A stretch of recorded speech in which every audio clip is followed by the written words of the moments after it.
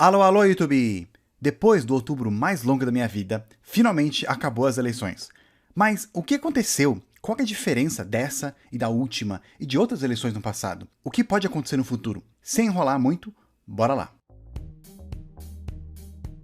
E hoje a gente vai fazer um pouquinho diferente. Eu vou mostrar minha tela aqui de um programinha que eu usei aqui, chamado Flourish. É um site que você coloca as informações aqui dos partidos, quantos lugares que eles têm, e ele monta esse arco bonito aqui, todo colorido, e você põe o mouse em cima, vê quantos partidos tem, e dá uma ideia em geral como que tá o nosso congresso hoje.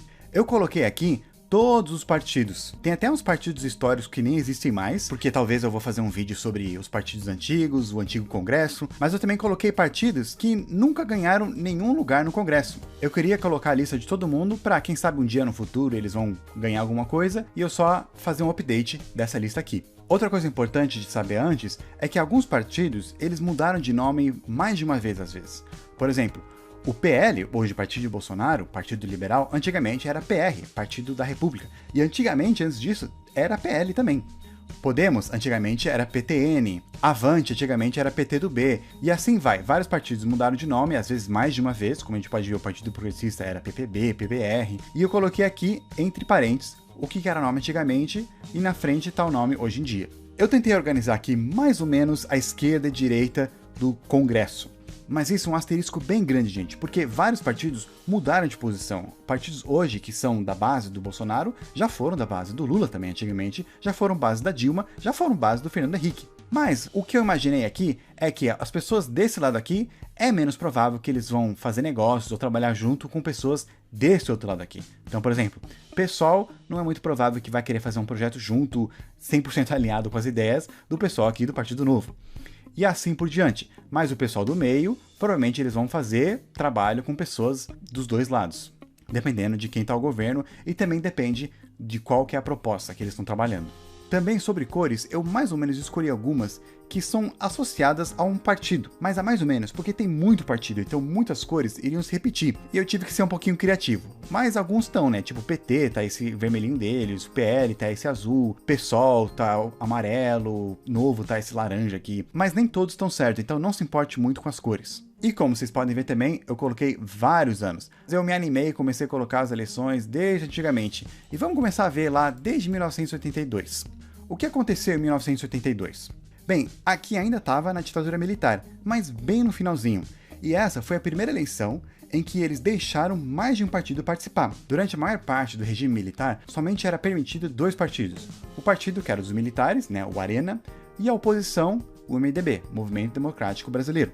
Mas a partir de 1982, eles abriram para outros partidos. E é aí que surgiu pela primeira vez alguns partidos que a gente conhece até hoje, como o PTB, o PDT e o PT. Essas foram as primeiras eleições do PT que começaram com 8 deputados eleitos. Também foi mais ou menos nessa época que o Arena mudou de nome para PDS, Partido Democrático Social. E o presidente que governava era o João Figueiredo. Ele foi eleito indiretamente pelo colégio eleitoral lá em 1979. Aí, em 1986, tiveram outras eleições, e essas eleições foram especiais porque foram as eleições que eles elegeram os deputados que iam participar da Constituinte, ou seja, os deputados que iam escrever a nova Constituição do Brasil. E nessa época, como a gente pode ver, esse grande pedação aqui era do MDB, que na época eles mudaram o nome para PMDB, Partido do Movimento Democrático Brasileiro, e ficaram com esse nome um tempão, até que recentemente mudaram de volta para MDB. Eles tiveram bastante influência na Constituição, e o Partido dos Militares, que se tornou o PDS, diminuiu bastante. Na verdade, eles acabaram se dividindo, nessa época que surgiu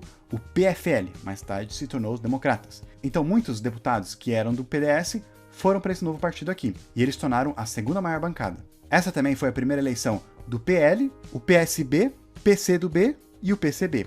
Um ano antes, em 1985, Tancredo Neves foi eleito, também indiretamente, lá pelo colégio eleitoral. Mas sabemos que ele morreu antes de assumir, e então, quem ficou no lugar dele foi o seu vice, José Sarney. Nessa época, o presidente serviu um mandato de 5 anos. Aí, vamos lá para 1990, onde foi as primeiras eleições em que o presidente foi eleito diretamente pelo povo.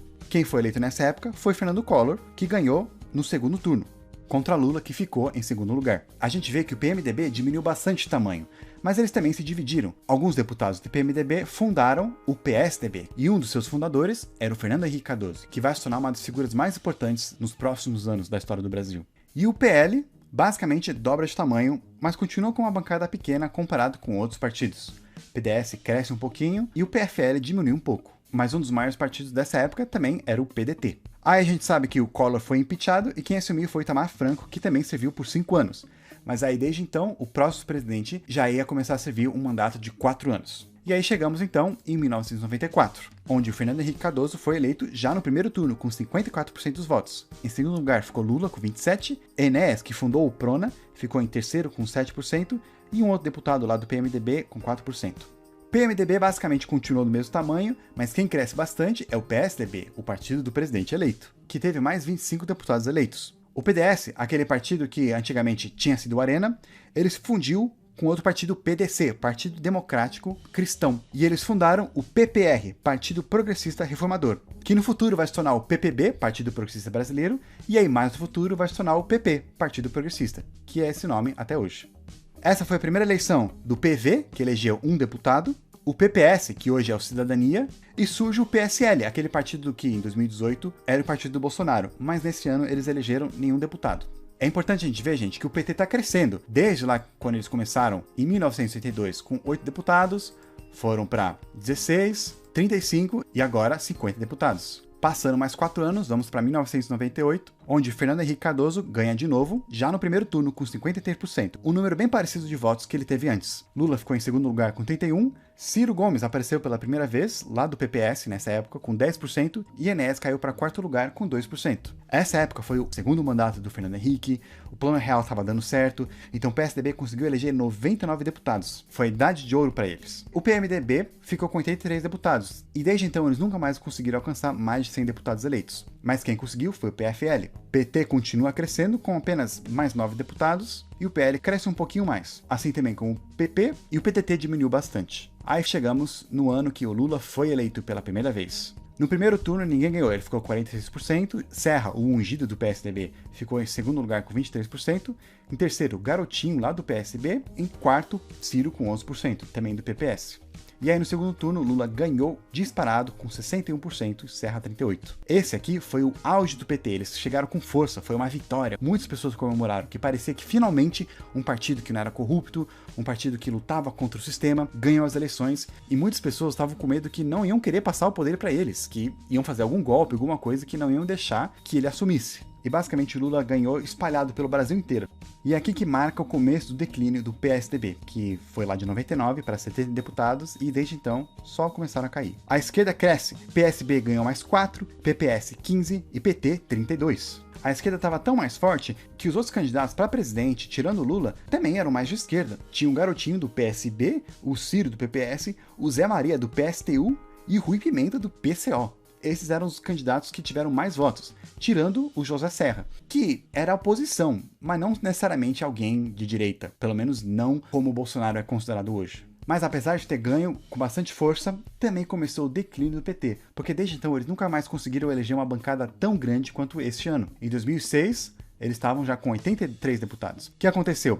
Em 2005, um ano antes das eleições, veio o escândalo do Mensalão. E muitos ficaram frustrados, muitos ficaram tristes, porque para eles o PT era aquela imagem do partido que era contra o sistema, do partido que era contra a corrupção, o único que era limpo. Então muitas pessoas se sentiram traídas pelo PT, e a esquerda começou a desacelerar. Muitos votos que eram pro PT foram para outros, como o PSB, o PPS e o PCdoB. Um grupinho do PT acabou saindo e fundando um outro partido, o PSOL, que já começou nas eleições ganhando 3 deputados. E apesar de ter ganho a eleição, o PT não tinha maior bancada neste ano. Quem tinha era o PMDB. Então era bem provável que o governo tinha que trabalhar bastante com eles para conseguir apoio no Congresso. É essa época também que começa o declínio do PFL. Começaram a cair bastante nas próximas eleições, tentaram mudar o nome para Democratas, não adiantou, continuaram caindo, até que, vamos ver, chegando em 2022, eles se unem com outro partido, formando o União Brasil. Nesse ano também que surge o PRB, que mais tarde mudou o nome para PMR e depois Republicanos, que é um dos maiores partidos hoje em dia.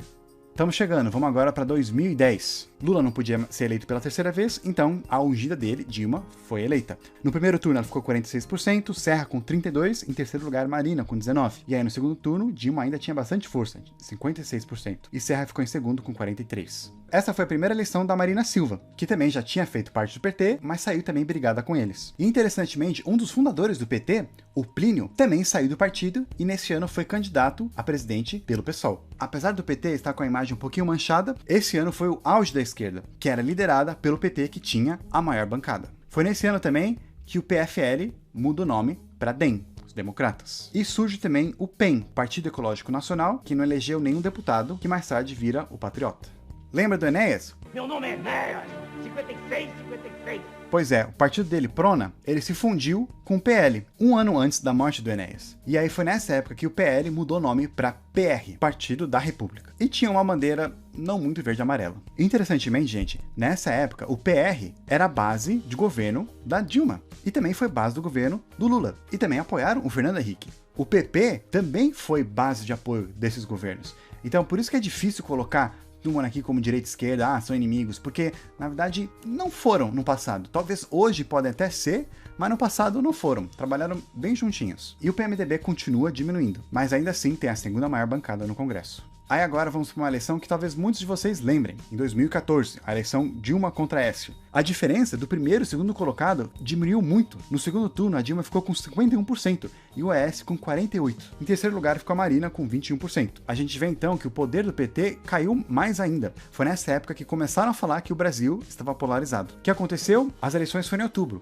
E em março desse mesmo ano, 2014, começou a Lava Jato. E é interessante que nesse ano, o PT diminuiu bastante a bancada que eles tinham, perdendo 16 cadeiras. Ainda assim, eles eram a maior bancada. Mas eles também perderam bastante apoio popular. Qualquer momento que o partido dançasse, ele podia facilmente perder apoio. Ou seja, o MDB tá na cola do PT. Não é de surpreender que alguns anos mais tarde teve os protestos e o impeachment da Dilma. E quem assume, depois do impeachment, a segunda maior bancada, o MDB. Apesar que eles também continuaram perdendo cadeiras. E os democratas perderam 22. E cadê o PSL? Tá aqui, ó, com um deputadinho. Mas o que acontece no próximo ano? De 1, eles vão para 52 deputados. Pois é, já teve impeachment da Dilma, Temer assumiu, e aí em 2018, primeiras eleições do Bolsonaro, que em primeiro turno ele ficou com 46%, Haddad ficou com 29%. Em terceiro lugar, Ciro, do PDT, com 12%. Aí no segundo turno, Bolsonaro tinha bastante apoio, com 57%, Haddad com 44%. O PT ele continua com a maior bancada nesse ano, mas por pouco. Eles ainda assim perderam 14 vagas. Quem caiu bastante também foi o MDB, perdendo metade dos deputados que eles tinham no ano anterior. E também o PSDB, que não só perderam mais 25 deputados, como não tiveram um candidato que foi para o segundo turno e nem ficou em terceiro, ficou em quarto lugar com somente 4,7% dos votos. Quem perdeu bastante força também foi a Marina, que nesse ano ela criou um partido, o Rede, que elegeram um deputado, mas ela de terceiro lugar, que ela tinha ido em 2018, foi para oitavo nesse ano. O PSOL cresceu um pouquinho, assim também como surgiu o Partido Novo, que já de primeira elegeram 8 deputados. Agora finalmente chegamos em 2022. No primeiro turno, Lula ficou com 48% e Bolsonaro com 43%. Em terceiro lugar, a Simone Tebet com 4%. E aí, no segundo turno, Lula com 50% e Bolsonaro com 49%, com apenas mais ou menos 2 milhões de votos de diferença. Gente, isso é muito pouco. Eu tenho um vídeo com 2 milhões de views. É muita pouca gente. Ou seja, o Lula tá entrando com pouquíssima força. Se a Dilma já entrou com pouca força lá em 2014, com 51%, imagina agora o Lula com somente uma diferença de 2 milhões de votos. E ainda mais, o seu vice é aquele que era do partido que diminuiu ainda mais esse ano. De 99, que eles já tiveram lá antigamente, eles foram para 13 em 24 anos. Eles até fizeram uma união com Cidadania, mas mesmo assim juntos eles ficaram apenas com 18 cadeiras. O PT ele volta a crescer, e para isso a gente pode olhar aquela outra lista aqui. Aqui mostra pra gente quem cresceu e quem diminuiu, comparando 2018 e 2022. Por exemplo, PSOL ganhou mais 2 candidatos, Rede ganhou mais 1, PMN perdeu 3, o PT ganhou 14 deputados. E votavam no PDT, eles perderam 11, e no PSB, eles perderam 18. A gente viu aqui o PSDB que perdeu 16, e quem ganhou bastante? O PL, que ganhou mais 66 deputados. O DEM se une com o PSL. A gente vê o PSL não tá aqui, né? Eles se uniram junto com os democratas e formaram o União Brasil. E juntos com a União Brasil, eles elegeram 59 deputados, o que é um número bem menor do que juntos eles tinham lá nas eleições de 2018. Um partido que cresceu bastante foi o Republicanos, que teve bastante deputados que apoiavam o presidente Bolsonaro. E é assim que está o nosso Congresso hoje. Tem mais ou menos 190 deputados que apoiam o Bolsonaro. Mais ou menos desse lado aqui. Provavelmente todos eles apoiam o Bolsonaro, alguns do PP, alguns do União, talvez todos ou a maioria dos republicanos. Então o Bolsonaro tem bastante apoio no Congresso. E contra o Lula, se todos esses deputados se unirem e formarem uma posição do Lula, eles conseguem um apoio com 253 deputados. Para ter maioria na Câmara, tem que ter 257. Então eles têm quase a maioria.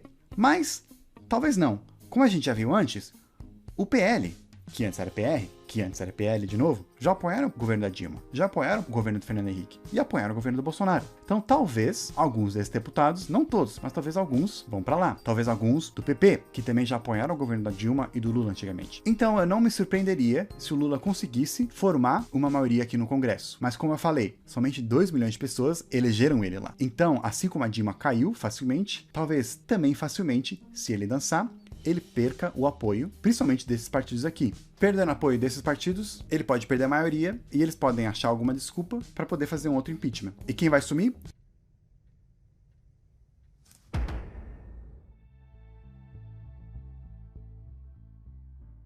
E é isso aí, gente. Um mega resumo do Congresso desde a redemocratização até hoje. Quem sabe também eu faço um vídeo parecido, só que do Senado. Mas normalmente vídeo de política não é muito popular aqui no canal. Então se esse vídeo alcançar 15 mil likes, aí sim eu faço a versão do Senado. Então deixa nos comentários, põe like, se inscreve se você ainda não fez. Por enquanto eu vou ficando por aqui. Nos vemos na próxima.